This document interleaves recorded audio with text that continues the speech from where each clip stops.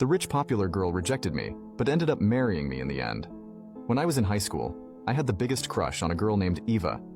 She was very sociable, friendly to everyone, and the captain of our school's volleyball team. She came from a family of doctors, and she was on the right path to becoming one as well. All the guys had a crush on her because she was always friendly with them. Then there was me, the complete opposite. I grew up in a middle-class family with immigrant parents from Vietnam.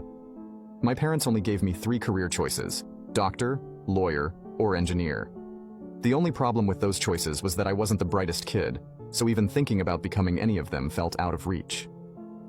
Eva and I were classmates in English, and we were seated next to each other. Because of our seating arrangement, our teacher assigned us a project together, which meant we had to meet up after school to finish it. We had a week to complete our presentation, and during that time, we agreed to hang out after school at the public library. I was shy at first, but since she was very social, she made things easier. We ended up clicking and bonding over the most random things. I started discovering things about her that I never would have guessed she liked. Even after our project was done, we continued to hang out and grew closer. I couldn't stop thinking about her, and one day, I finally had the courage to ask her out. It was our typical hangout, and I brought up the idea of us being more than friends. She looked at me, confused, and asked what I meant. I told her that I had been having feelings for her for a long time and asked if she wanted to be more than just friends. Her smile faded, and she said, "I'm sorry, but no."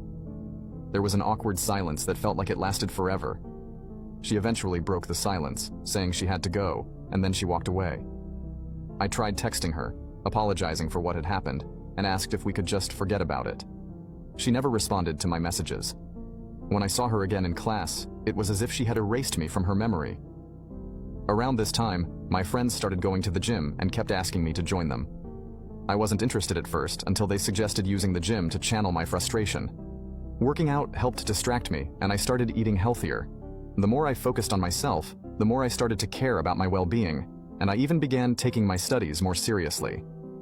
By senior year, I was 5'11" and weighed 180 pounds of lean muscle. I graduated and went to a university where I told my parents I planned to go to med school to try to become a doctor. They were very proud, and I was proud of myself for my accomplishments too.